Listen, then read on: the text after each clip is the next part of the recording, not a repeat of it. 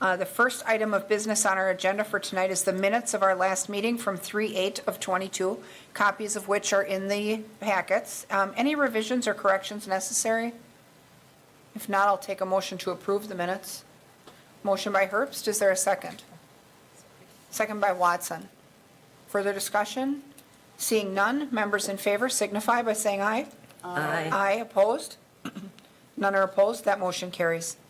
Item number 2 is discussion and possible action regarding creating a paid internship program. And you'll recall we started talking about this at our last meeting, but we held it for a little more information. So do we have that info from Tony? So there is in the packet the memo that went to the HR committee as well as the minutes from the HR. We have not really identified a funding source for this. I think, at this point, it's early in the season. We're, don't really know of any savings in other areas of the budget that we could apply this.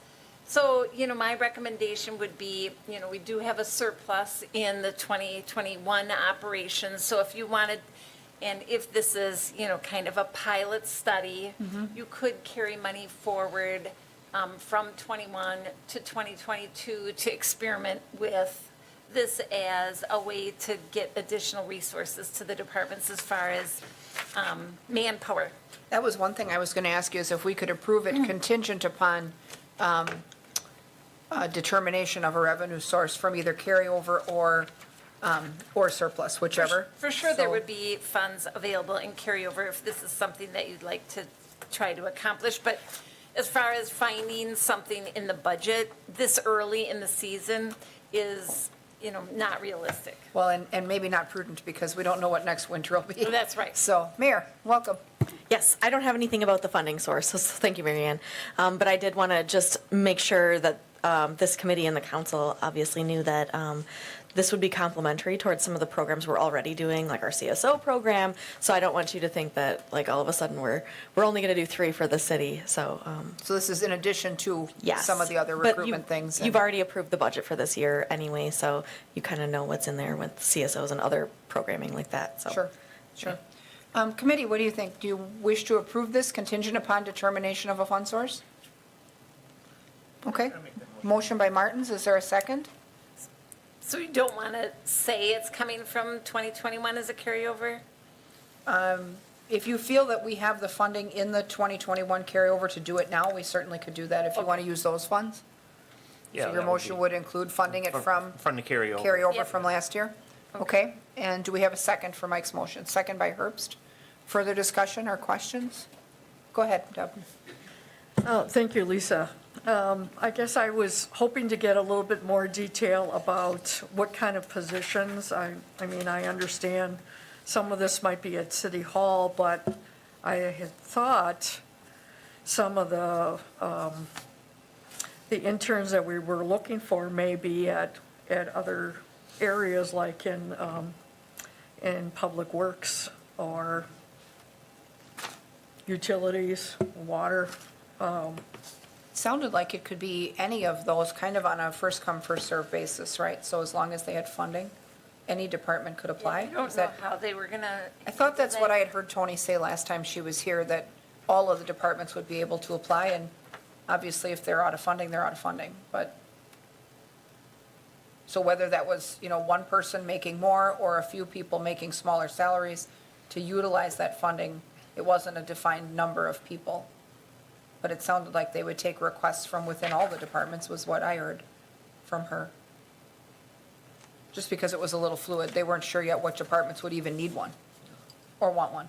So, Michael? Yeah, and speaking from our discussion on the HR committee, that's exactly what it is. I don't think there's any specific positions being created at this point in time, but it provides the opportunity for all departments and to create an internship. So it's like it's it's sort of the chicken and egg thing, you can't have, you can't have an internship without funding, but, do you fund something when you don't know what it's going to be? But putting that money out there gives departments an opportunity, well, we got this pot to work with. We can use that to develop an internship for such and such. So it's open to any department. Well, and I like the concept because it really allows the city and prospective interns to kind of like try one another out, and maybe at some point you may hire that intern. You don't know, depending on how that goes. But, I think that gives the people that may prospectively want a career with the city a chance to maybe try it. And, then it gives the departments kind of a look to see if that's someone eventually that they would want to hire too, so. Yeah, and it gives the city too an opportunity to do some kind of a project-based thing. So it's, if there's a certain project a department wants done, a short-term internship might be just the great, the proper vehicle for it. Sure, especially if they need someone for a short time now, but they don't need a full-time or a half-time position Yeah. in perpetuity, which costs us a whole lot of money. So, okay, any additional questions or comment? If not, with a motion and a second on the floor, we'll go ahead and vote on this item. Members in favor signify by saying aye. Aye. Opposed? None are opposed. That motion carries as well. Item number 3 is discussion and possible action regarding section 10.01.080 penalty. And you'll see the documentation we have in the packets from Lieutenant Buckner is just asking for us to modify the fee schedule to, for parking violations when there's not a set fine stipulated in the table, that fine would default from $10 to $20. Just raising the default penalty when there's not another penalty stated in the schedule. Anybody have questions on that at all? Go ahead, Michael. I got a question. I guess what types of default penalties are these? That's my big question is it really, I can understand penalties like expired meter or over limit parking or something like that, but what types, I guess what kind of violations would these be? We'll ask the deputy chief. So there's a couple examples that we deal with on a regular basis where that citation's used. One is for overweight trucks parked on our streets, and people that have trailers that are not attached to a vehicle that are parked on a street. That's in violation of our ordinance, and the appropriate citation for that would be this other. One of the impetus for bringing this to the committee, as I've spoken with Lieutenant Buckner, is number one, that $10 citation is the lowest on our schedule. It's not consistent with the other violations we have. The next lowest forfeiture across the board is $20, and it does not appear to, the $10 forfeiture does not appear to be reducing or a large enough forfeiture to prevent much of that parking on our streets.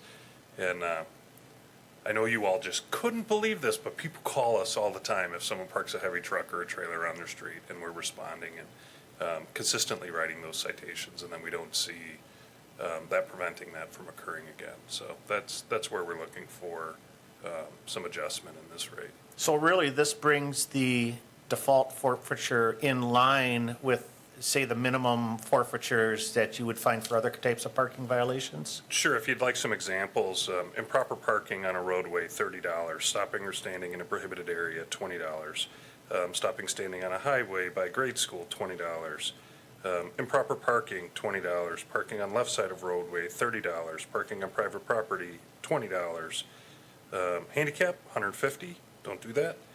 Stopping or standing in prohibited fire lanes, $30. So the only violation under $20, besides the one we're talking about, is the first violation of not having your vehicle registered or licensed and having it parked on a roadway is a warning. And then after that, the second and third violation in a calendar year is $10. And the fourth and fifth violation of that same violation is $15. So I think moving this from $10 to $20 just makes it consistent with the rest of our $20 violations, and it's in the same ballpark Okay. of violation. I guess that's what I really wanted to know, so it's. Okay. And let's see. And do we have a motion then to approve? Did we take the motion? We did not on this one. No. So I'll take a motion to approve the change in the penalty. We have a motion from Martins. Is there a second? Second from Ryan. Further discussion? Seeing none, members in favor signify by saying aye. Aye. Opposed? None are opposed. That item passes as well. Item number 4 is discussion and possible action on a memorandum of understanding between Marathon County and North Central Healthcare and Metro Ride for specialized transportation assistance. And you'll see the documentation for that item in your packets for specialized transport. And I think this is a service Metro Ride's been providing for quite a while. This is a renewal, right, of their non-emergency stuff? Specialized transit. Anybody have questions at all on that item? Looks like the terms are, there was no notification that the terms were any different than they've ever been. Is there a motion to approve the renewal of the arrangement? Motion by Ryan, is there a second? Second by Watson. Further discussion? Seeing none, members in favor signify by saying aye. Aye. Opposed? None are opposed, that motion carries also. Item number 5 and 6 come to us from the Airport Committee. It's again time to renew the 2 contracts that allow for management of the Wausau Downtown Airport. The first one is number 5, discussion and possible action regarding sole source approval of the First Amendment to the Airport Fixed Base Operation Agreement and the First Amendment to the Airport Management Agreement. And so the Airport Committee had just discussed this last week. And so it looks like the change on this, well, first we felt it necessary to document the reason that sole source purchase is being used for Wausau Flying Service in connection to management of the airport. And so you've got some sole source documentation in your packets there. Obviously, there's not a lot of FBOs in the area that are, dying to manage our airport, but also there are some institutional knowledge and contracts in place between Wausau Flying Service and the fixed-based operation, I think, is where they have the contracts with the aircraft and the pilots. So there's kind of some interrelationship between them. So we've got that documentation, but then the amendment, I believe, also would allow us to review, both parties to review the terms of the arrangement every 5 years versus renewing for long spans of time without taking a look at the terms or the costs. And we do have Airport Manager Shamil with us this evening if you have questions for him. And we also have Nathan Miller with us. He worked with the airport manager to hammer out the terms of all of this renewal. Michael? Okay, I guess I'll get things started off. So in reading the contract, I guess my biggest question is why are we dropping the fuel flow fee from 12 cents to 6 cents a gallon? When we did a survey of other airports in the state, that fee was more in line with what other airports are doing. Originally, when we signed the agreement with the city, that was our fuel flow fee. When the city was having budgetary difficulties during the Tipple administration, we accepted an increase of double that. And so I'm just asking at this time if we could go back to our original agreement. Okay, so 6 cents, historically it was 6 cents, and then at one point in time it was raised to 12 to meet the budget, but that's no longer, I'm guessing that's not so much the issue now then. The fuel flow at the Wausau Airport since 2017 has increased 92%, largely because of the relationships that we've established with customers. So the amount of fuel flow that we earn has changed as well. Okay. Well, I do like the idea of if we can keep our prices competitive, more people are going to fly in, so it's. True, very true. That was what the Okay. Airport Committee thought as well. Yeah, okay. Anyone else have questions? If not, is there a motion to approve the contract? Do you want to approve the sole source? Or this, so the sole source first and then the contract. So item 5, do we have a motion to approve? Motion by Herbst. Is there a second?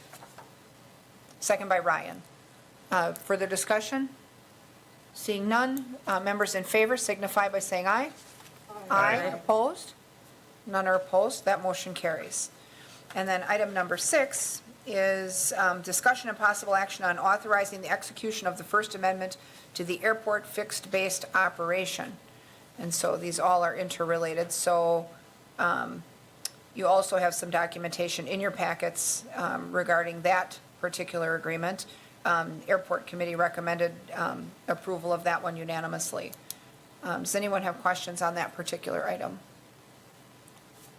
Okay, is there a motion to approve the item? Motion by Martins, is there a second? Second by Herbst. Further discussion or questions? Seeing none, members in favor signify by saying aye. Aye, opposed? None are opposed, that motion carries as well. And then this is the final related item, which is 7, discussion and possible action on authorizing execution of the First Amendment to Airport Management Agreement and related budget modification. And does anyone have questions on that item? We've also got a write-up on that one. If not, is there a motion to approve? Motion by Martins, is there a second? We have a second by Herbst? Not all at once. Okay, so with a motion and a second, is there further discussion or any questions? Seeing none, members in favor signify by saying aye. Aye, opposed? None are opposed, that item carries as well. And so that concludes the airport stuff. Thank you. You're welcome, thanks for coming in.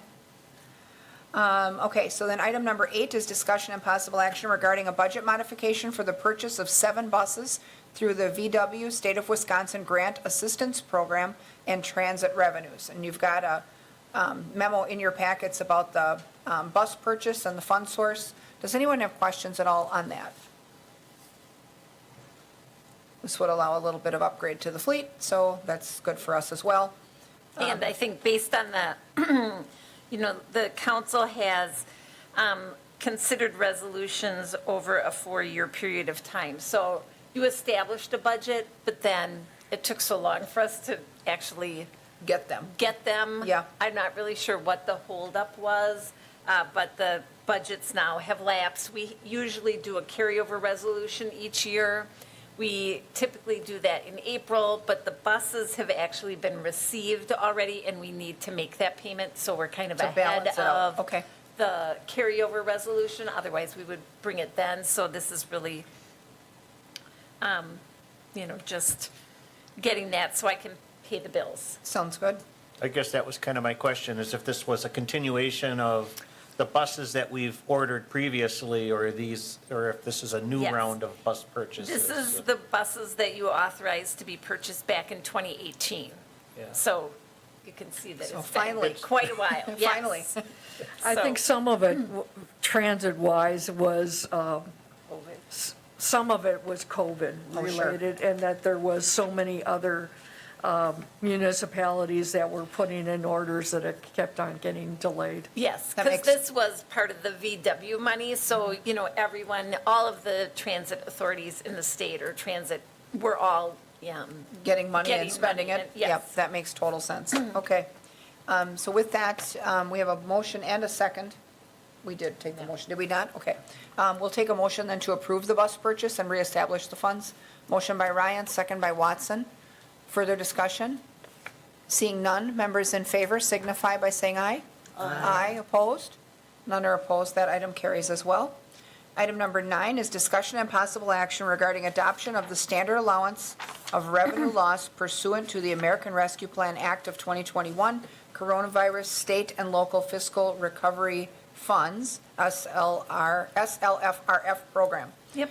And so you'll see that we had, let me just switch to the memo here. Do you want to walk us through this one, Mary Ann, Sure, quick? so if you recall, when we first received notice that we were getting these dollars, there was a computation that we would go through annually to determine what our lost revenue was. And so that computation allowed us to compare certain kinds of revenue from year to year and then apply an inflationary increase to it to determine what our revenue loss was. Then, and that was established during the interim rules. When the feds came out with the final rules in January of 2022, they said you can do that, you can use that computation method, or you can use a standard, we're going to just allow everyone to use a standard allowance of $10 million. So you can go up to that $10 million as your standard allowance, and then you don't have to document your revenue loss. That was an option. They do want us to elect the method that we're going to use. And I guess I'm advocating that we use the 10 million revenue loss as that standard allowance for a number of reasons. First of all, when we get federal dollars, we always have compliance, things that we have to manage. And if we're going through a computation, the auditors are going to review that. And if there would be a gray area or a mathematical mistake, we could be in a situation where we've miscalculated the revenue loss, and that would create problems for us because we're going to categorize our expenses accordingly. So if we would, let's say, categorize 9 million of expenses as government revenue loss expenses, and then they come through and audit our expenses and find out, oh, your revenue loss was really only 8,500,000, they'd be like, oh, you couldn't spend that because that calculation was off. So it eliminates audit risk of that revenue loss component. The other thing that it does for us is if we're doing the revenue loss calculation, we have to do that each year. We can't really accurately project what that number is going to be. So this year, I had gone through the calculation, and it was about, excuse me, $4 million. But then we have to wait until the following year when we calculate it again and wait. Whereas by creating the standard allowance of 10 million, we now know that 10 million is the number we're going to use, and we'll have that number up front versus over time. The benefit of categorizing and getting the largest revenue loss that you can is the federal government acknowledges that expenditures out of that revenue loss category are the most flexible expenditure category that they have. It has the least amount of compliance requirements. It's basically anything government would typically spend dollars on, you can spend dollars on out of that category. So it's really creating the largest category for us to spend money out of. And when we adopt that standard allowance, we're saying we're going to adopt up to 10 million. So it doesn't mean that we have to spend all of the 10 million out of that category. We're just telling the federal government that's what we're going to do. Okay. But they do, in our quarterly reports, want us to tell the federal government sooner versus later, are you going through the math, or are you going to select the 10 million? Sure. So now that is 10 million of the 15.3 that's Yes. allocated in rescue plan funding. Yes. So that then essentially removes a ton of documentation and record keeping for every single Yes. project that you allocate ARPA to. Yes, and I talked to our auditors, they recommended, obviously, for example, Marathon County, maybe the city of Madison, larger organizations, maybe there's value in going through the computation because they're hoping they can get. There's maybe more than 10. Right. But for our size, we're really, I don't know that we would get more than 10 million by going through the computation, and I feel like it's sufficient for us. Well, and our revenue loss was, really, at least in the start of the pandemic, and ongoing on some level, is like parking revenue, because people worked at home and they didn't drive downtown, and we had overtime for the staff, and we bought all kinds of, equipment to fumigate things, and we had, additional costs for overtime, and for a while, we were covering the quarantine type stuff for people that weren't able to work. It was pure revenue, so expenses didn't really, Okay. aren't part of the So computation. income only. Only income, and then, but like transit, we weren't charging, so that Right. was a revenue And the loss, liquor but a- licenses we gave away? Yes. So, but okay. if, like a lot of those now have been reenacted, and so I thought that our revenue losses would go down most likely each year now that we are starting to, see. Recover. Yes. Yeah. So, and I've talked to other finance directors in the state with communities about our size, and I do think that many communities are going with the 10 million. But like I said, we had our first report after the final rule was due was January 31st, and initially the federal government was going to have us make that determination for that report. And everybody was like, hey, we just found out about this 10 million. Can we have a little bit more time? Right.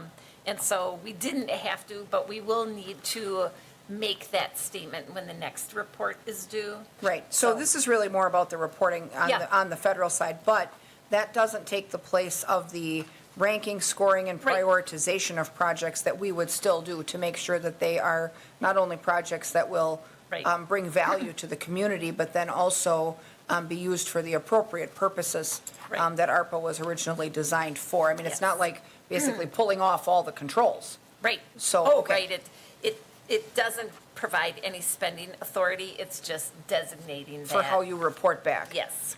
Okay, I could live with that. I think as long as we have other controls and we are ranking and scoring and making sure that we're meeting the priorities of the community, the other way, I think that this maybe makes Right. sense. And I even said that in the resolution. Right, It has nothing to do about spending, yep. really, it is just how. So we're not required to spend 10 million on any No. particular cause. Correct. Okay. Questions for Mary Ann on that committee? Go ahead. So, Mary Ann, what is the grant period from? Starts April 1st, and then how far does it go? Till 2026, but we have to have our funds committed by 2024. if you Okay. remember. Yep. Okay. All right. Committee members, any other questions or comment on the designation of the 10 million? I guess I understand about grants and the indirect versus trying to go ahead and computate it, which ends up taking up a whole lot more time. But for the ARPA funds that we have unobligated at this point, don't we have about $10 million? And that this is not an additional 10 million, Right. correct? Correct. It's the So- same. It's the same, so that it just makes it easier for what we need to justify and document one way or the other. But I guess I expect our residents are going to want us to document that, so I'm going to want to see it. Well, and I think internally, you would still be documenting because they're not only having within the departments, which we'll see in our next agenda item, they have to apply for the funding and make the case like they would make for any capital project, right? So you'd have documentation for what they asked for and why. They have to make their own rationale for why. And then we as a committee would rank and score and have the option to say yes or no to any of that. So this is just the federal reporting requirement, correct? Yep. For the Yes. reporting back. Yes. Okay. Committee members, additional comments? Is there a motion to approve the item? Motion by Ryan, is there a second? Second by Martins. Further discussion? Seeing none, members in favor signify by saying aye. Aye. Opposed? None are opposed, that motion carries. Let's see here. Item number 10, discussion and possible action regarding current American Rescue Plan grant requests. And you'll see in the packet from within the departments, we've received some requests for some funding, and we will rank and score these using the decision matrix that we created a few meetings ago. However, these particular requests were in the meeting packet that was released at the end of last week. And so I know a number of you would like a little more time. I also would like a little more time to rank and score them and get those score sheets in. And then we can take a look at what our averages look like before we approve them. So I guess, committee, if you guys are amenable to ranking and scoring these for our next meeting, which would give you 2 weeks, if we could maybe get them to Mary Ann the Friday before that meeting. And so is it the 3rd? Check the calendar and see if. It's April, when's the meeting, April 10th? It's the April 12th, so the 4th would be So the the- Monday before. Did you say the Monday before? The Friday before. The Well, Friday- do you need more time? Do you Well, need them on if- the Monday? What about if we did it the 6th, April 6th? Okay. Wednesday? Are you guys Okay. good with April 6th? Perfect, because there's only 4 of them, so it won't take us long Right, to compile exactly. the response. Okay, so if we can email those forms to Mary Ann by the 6th, and then at our next meeting, we'll see where we ranked and how they came out. And so then we can defer action on that item unless you guys want to discuss the request, but I think we would do that with the rankings Yep. if you guys are good with holding on that item And like I 10. said, even once you rank, you don't have to feel compelled to fund any of these at this time, and you can make a decision to partially fund some if you want to, because you have plenty of time, and you may want to see. You could hold this them is too the to see first- what yeah, other requests there are, yes, right? So, yes. okay, so that's important. I mean, just because something scores high or low doesn't necessarily mean we have to fund it in this Right. cycle. Sarah? Could we get like a digital version, like an Excel For sure. spreadsheet or something? Yep. Okay. All right, so we'll work, sure, go ahead.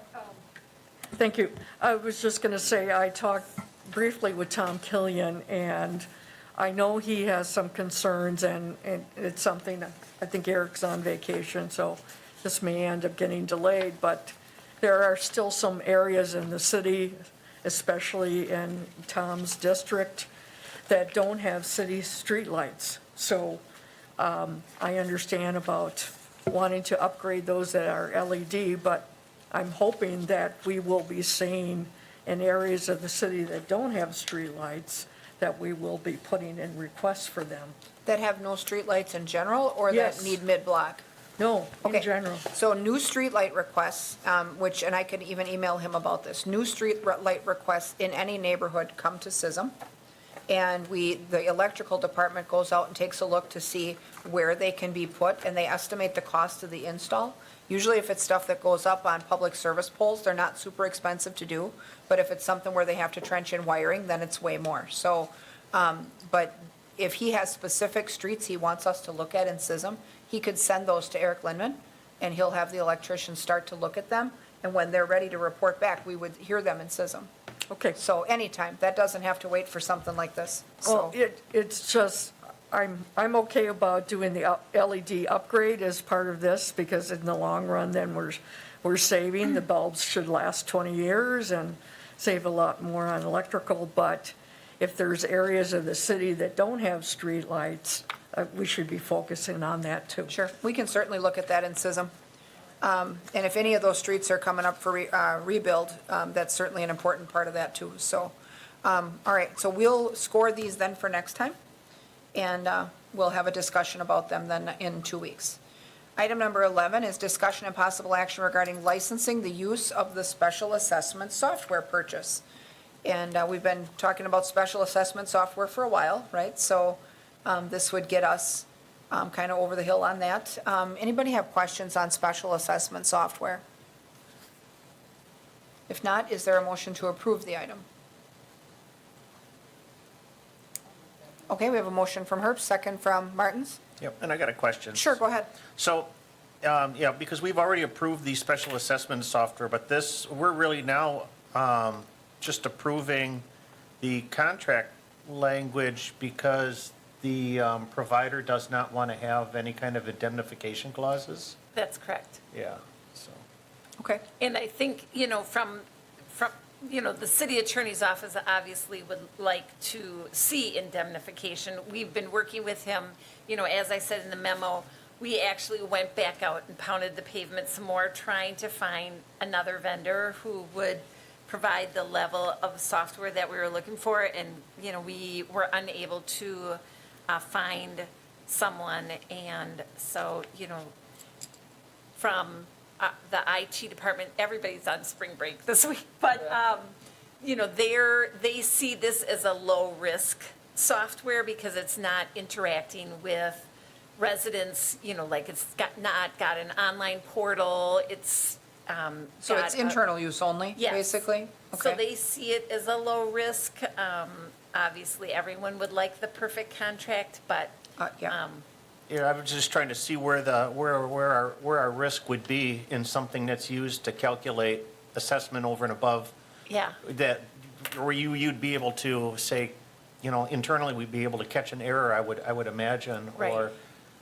I feel like our problem with, even with indemnification in the past has been more with performance of the vendor and deliverables, like with the assessment software, when we went through 2 purchasing rounds, and, they're supposed to have stuff tested, implemented, and running by a certain date, and then you're, a year later and it's not happening. I think that really was where we were concerned, because you expend, legal time and staff time, like testing and sharing data and trying to get this stuff figured out, and then it like flops, so. Yeah.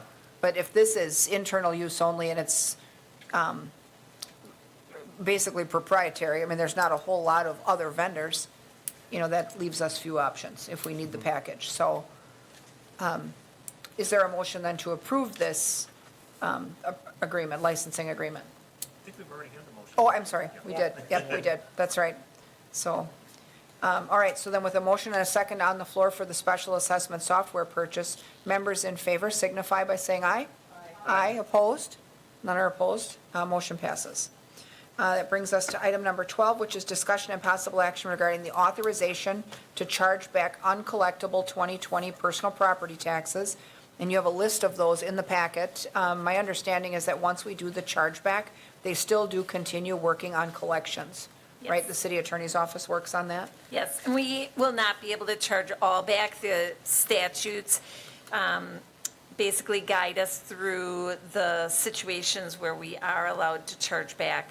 And we'll go through each one of those individually. And, we have been actively, or I shouldn't say we, the city attorney's office have been actively trying to collect on these. So I would imagine that the amount that we'll actually charge back will be less than the 39,000. Okay. But from a timing perspective, we have to have that work done by April 1st. So we wanted to get it to finance and council so that you're approving it. And we'll, work on fine tuning those amounts. But I know that, I believe Lois in the attorney's office has already collected about $3,000 worth Good. of. So the 39,000 is really the maximum? It's the worst case. Less, Yes. assuming they collect nothing, it's Yep. that figure, okay. Right.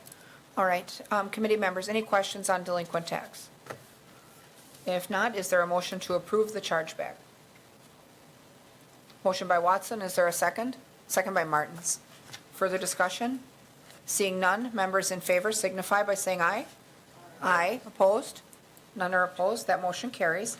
Item 13 is discussion and possible action regarding survey software, and we had held this one over from our last meeting as well. Mary Ann was going to get us a little more information Yep. about how polling software for our citizens would work. So I did reach out to the vendor and we had some discussions. Basically, he has a variety of methods, sending out postcards, letters, just reaching out to everyone that we have access to, as well as they have a database that they can use to push out requests. And so, we would use a combination of those to try to get as many people to sign up as possible. They're saying that really the key to a good statistically valid sample is to get people to respond to the survey, to all of the surveys that we send out on, and to be, I guess, trying to get people to respond to the service, to the surveys. So he also has like a formula that we could use to calculate, well, what is our margin of error? So if we do a survey and then there's a question as to its accuracy, we would be able to go in and actually compute that. And then, he expects that we could have 400 people signed up pretty quickly. Okay. So this is actually just one additional tool that I think would help us really gauge public sentiment. I think, oftentimes if people don't communicate with us directly, you're kind of left to guess sometimes. So, this is, in the absence of public information meetings or stakeholder meetings or neighborhood sessions, it's just one more tool in our toolbox to really figure out how people feel about things. So, so $6,900 for 6 surveys, is that Yes. the price? Okay, Yep. what are your thoughts, committee? Deb, go ahead. Thank you, Lisa. I had recently put on Nextdoor about the transit survey, and then it ended up, the deadline was this past Monday, and of course, no one was available over the weekend, and Andrew was on vacation till the end of March. My main concern is that we do have a quarterly newsletter that a lot of seniors, that's their way of learning and keeping track of what's information the city is asking for. And there may be some that do have computers, but I know a number of residents that are over 70, never had a computer, and never will work that way. So I think we need to still, as part of what educating we do on a number of issues, including water, we need to be including that information in newsletters. And I understand you are going to get probably a good sample of younger people, but when you're looking to get a cross-section of people within the community, and that within Wausau, it's getting to be a graying population, and maybe the average age is over 50, you're kind of losing those that may need a lot of the different services, and they're being ignored, and they're being dropped off and not being considered. And so I do think we still need to be doing some things within the quarterly newsletter.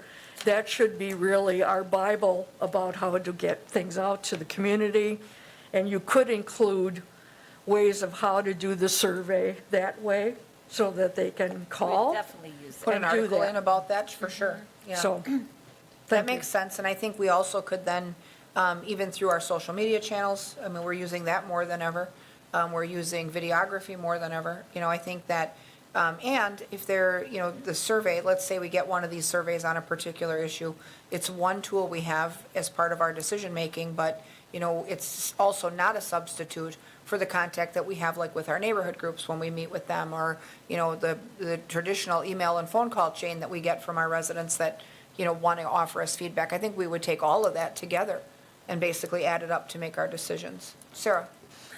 So I forgot, is it gonna show demographics too, like of the sample? Like, you know, get age, gender, stuff But I like that? think it does. And then I guess my other point is, it says that they can participate through phone, so Right. that's like landline, Yes. right? It doesn't Yep. have to be okay. So it's one of those surveys that calls you and says, you know, press 5 if you strongly agree and 4 Right. if you don't, and, okay. And I think the reason this, you know, as I mentioned the last time, the reason this caught my eye was, you know, we've had such low turnout at the previous meetings for the ARPA spending, and we have, you know, situations come up where we'd like to get some input from the residents, and there's not a lot of time to actually go out, send out surveys the old-fashioned way and wait for them to come back. This is, you know, Well, and that's relatively expensive for postage now, too. True. Yeah. So this is a relatively instant response.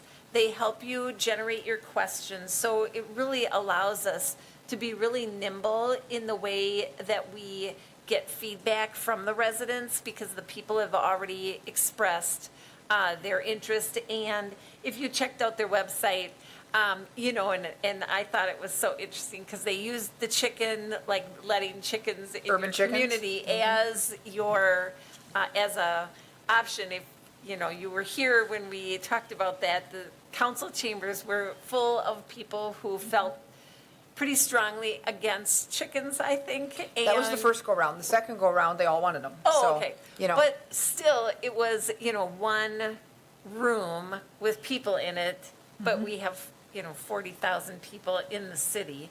And that in this example with this community, when they actually did a survey, they found, yes, it's the people on either end that come to the meetings, but there's a whole lot of people in between that feel, you know, differently about it. And so you're getting, you know, those people to respond to, because it's so quick and easy. Well, and that's the best part, because they're able to offer feedback, but not have to take time out of their day to join us here Right. or attend a public information session or whatever. So I think it's a handy little tool. I think we could sure try it and see how it goes. I mean, if we try it get the 6 surveys for the year, and if we decide we don't want to continue, we certainly don't have to, but it's kind of a little tool to try. Sarah? And so where will it be funded from, the 69? Well, you could fund it through ARPA, because that would be one of the reasons why we would want to gain Feedback. feedback. That was my expectation, because the ARPA rules do allow you to do administrative costs. You know, there's communities who have spent $60,000 hiring consultants to try to help them figure out how to spend their money. So, we can definitely do that. Sure. Okay. All right. Is there a motion to approve the survey software? Motion by Watson, second by Herbst. Further discussion? Seeing none, members in favor signify by saying aye. Aye. Opposed? Okay, we'll record one no, and so that item then has passed 4-1. Item number 14 is discussion and possible action regarding the February 2022 General Fund Financial Report. Yep, and I should have a good final December of 2021 at the next meeting for you, as well as the carryover resolution at that point. It's pretty early in the year to really make any assumptions about how the rest of the year is going to go. So I don't really have too much to Yeah, it's say. early yet. Yeah. Okay. And with the carryover requests, are you planning that we would need to rank and score those as well? So these would be the. Or are cap- these just continuing cap- projects? Yes, that- okay. continuing projects. So unfinished work, but not Yes. new spending? Correct, Okay. All right, correct. sounds good. Okay, so that makes that easier. Does anyone have any questions about the report for Mary Ann? If not, we'll place her report on file, and that is our last agenda item, so I'll take a motion to adjourn. Motion by Watson, is there a second? Second by Herbst. Members in favor signify by saying aye. Aye. All right, opposed? Nope, we'll stand adjourned. And Common Council will start in this room then at 6:30, so thanks, everyone.